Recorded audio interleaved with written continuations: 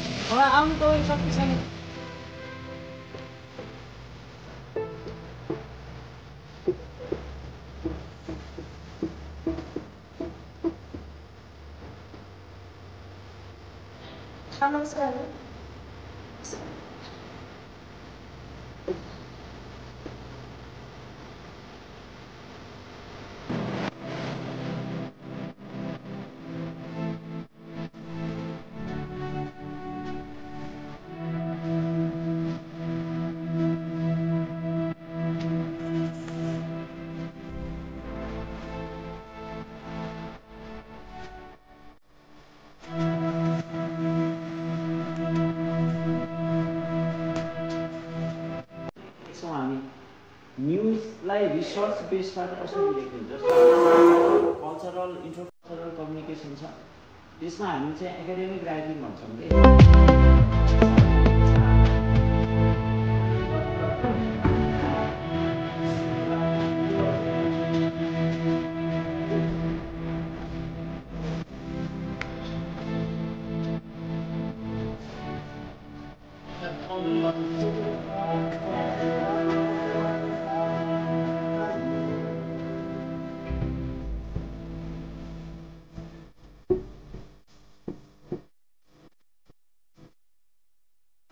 मेरो सिद्धिङले चलाउँदै हेलो सविता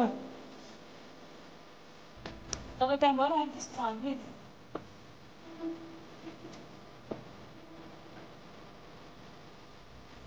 छिटो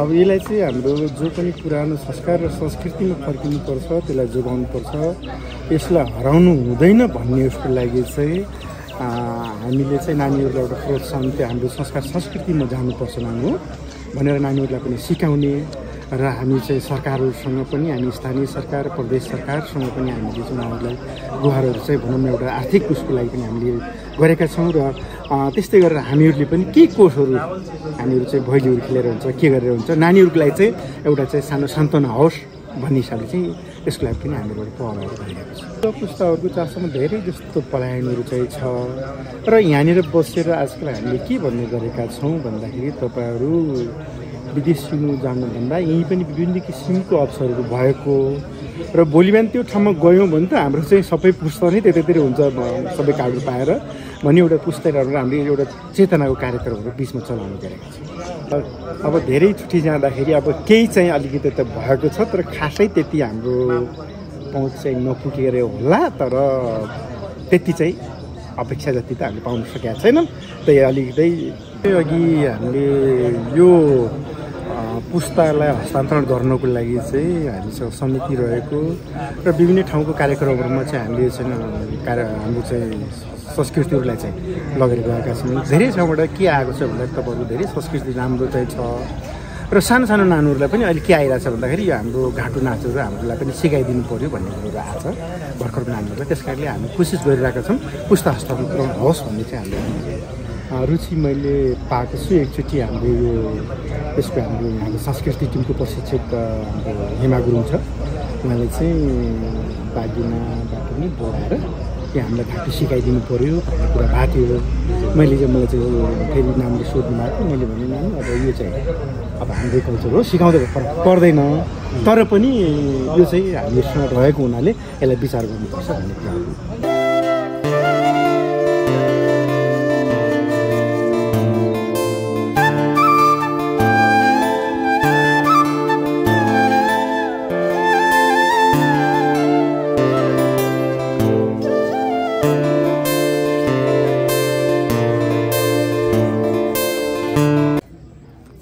नमस्ते, म चाहिँ तमिस्यु हिउल छोजदे गुरुङ महिला राष्ट्रिय कर्णाली प्रदेशको कोषाध्यक्ष हिमा गुरुङ चाहिँ यो चाहिँ हाम्रो गुरुङ होमस्टे चाहिँ अहिले हामी सबै समुदायमा मिलेर खोलेका छौँ। अनि यो चाहिँ तपाईँ गुरुङ सामुदायिक होमस्टे हाम्रो यो कति नम्बर वडामा पर्छ र यो कहाँ छ रे? यो बिनपा 1 मा पर्छ कि रे। अहिले यो चाहिँ गुरुङ टोल लगभग अहिले चाहिँ देउती स्थान नजिकै हाम्रै समुदायमा बिनपा 1 गुरुङ टोलमै छ।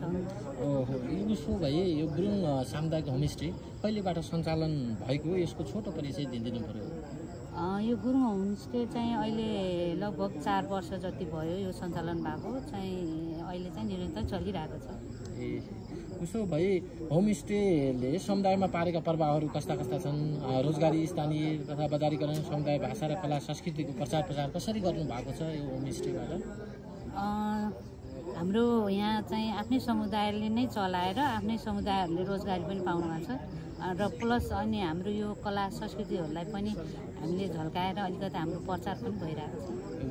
अनि यो पर्यटन प्रबन्धनमा होमस्टेले कस्तो भूमिका खेलेको छ र दैनिक, मासिक र वार्षिक के कति पर्यटनहरू यो होमस्टेमा आउनुहुन्छ? लगभग 200 जना समथिङ आउनुहुन्छ। 200 जना प्रत्येक दिन चाहिँ आउनुहुन्छ। ए होमस्टेमा कसरी कसरी प्रचार गर्नुभएको छ? यो होमस्टे मिडिया वा सामाजिक सञ्जालमा कसरी चाहिँ प्रचार गर्नुभएको छ यो होमस्टेको बारेमा? हामीले चाहिँ अब यही हो फेसबुक यो पत्रिकामा र अन्य हामीले चाहिँ फेसबुकमा हालिसकेको चाहिँ सेयर गरेर साथीहरूले यसरी प्रचार गरेका छौँ। यो होमस्टे सञ्चालन गरिसके पश्चात के कस्ताहरू समस्याहरू आए र कुनै सरकारी निकायहरू अथवा कुनै सङ्घ संस्थाले यसको सहयोग प्रबन्धन केही गर्नको लागि सहयोग पुर्याएको छ कि या समस्या कस्तो भइरहेको छ? हामीले सोचे जतिको समस्या त अब टरेको छैन। अब थोरै मात्रामा चाहिँ अलिकति सहयोग चाहिँ आएकै छ। जस्तै सहयोग भने कर्णाली प्रदेश सरकारले सहयोग हजुर, कर्णाली प्रदेश सरकारबाट त आएको छैन कि अब थोरै आफ्नै निकायहरूबाट चाहिँ निकाय भनेर बाहिरी निजी सङ्घ संस्था हो। हजुर हजुर, संस्थाहरूबाट अनि चाहिँ अलिकति वन डिभिजनबाट पनि थोरै बजेट परेकै थियो। कति जति परेको थियो?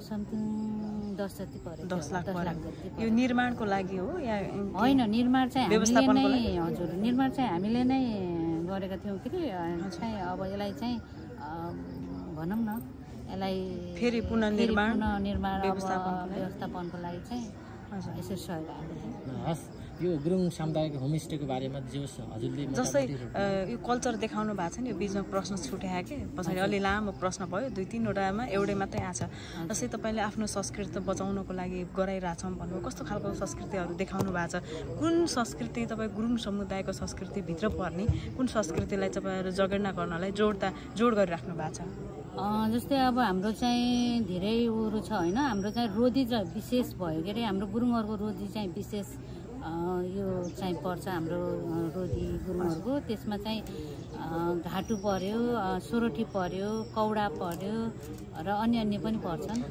अनि चाहिँ हाम्रो यो घाटु चाहिँ हामीले यो हाम्रो बजेहरूले एकदम पुरानो रीतिमा चाहिँ एकदम आफ्नै मौलिकमा गर्न सक्नुहुन्थ्यो तर हामी चाहिँ अलिकति यसलाई नयाँ तरिकाले चलाएका छौँ बिचमा चाहिँ हराएको थियो यो घाटु अहिले चाहिँ हाम्रो यो घाटु नाचलाई चाहिँ हामीले चाहिँ नियन्त्रण गरिरहेका छौँ र हाम्रो बच्चाहरूले पनि नियन्त्रण गर्नेछन् भन्ने हामीले अपेक्षा चाहिँ यो घाटु मात्रै नभएर मगर समुदायमा पर्ने जुन नृत्यहरू छ अरू कौडा छ झ्याउरे गीत छ यिनीहरूलाई पनि सँगसँगै लिनु भएको छ या छैन त्यसमा चाहिँ फरक पर्दैन अनि हाम्रो चाहिँ विशेष गरेर सोरोठी र घाटु चाहिँ पर्छ कि त्यो कौडा अनि अरू नृत्यहरू चाहिँ अब सामुन्नै चल्छ यो जस्तै यो तपाईँहरूको होमस्टेमा हजुर विशेष यो संस्कृति कति बेला देखाउनुहुन्छ साँझ जहिले पनि हुन्छ या साप्ताहिक हुन्छ मासिक हुन्छ कसरी गर्नुहुन्छ अथवा पाहुना आएपछि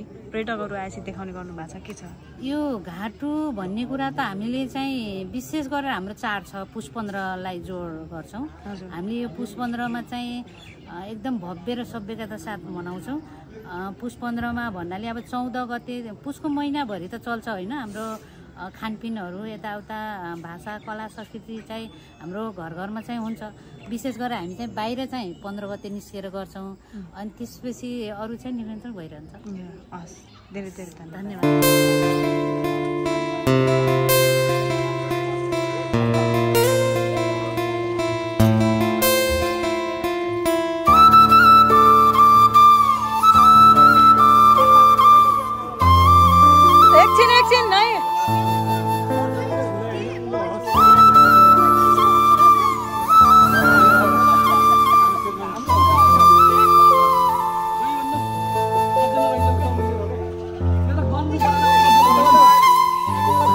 यहाँ